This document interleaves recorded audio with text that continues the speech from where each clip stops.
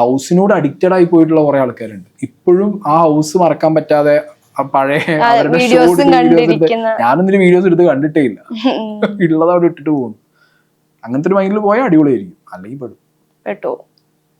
ഇപ്പോ ആ കൂടെ ഉണ്ടായിരുന്നവരായിട്ട് എല്ലാവരുമായിട്ട് ഇപ്പോഴും കണക്ഷൻ ഉണ്ടോ? ഓൾമോസ്റ്റ് 1-2 പേരൊക്കെ ഞാൻ പേഴ്സണലി തട്ടി. ലൈക്ക് ജിൻഡോ, റോക്കിനായിട്ട് പിന്നെ ആദ്യം ഞാൻ കണക്ഷനിലില്ല.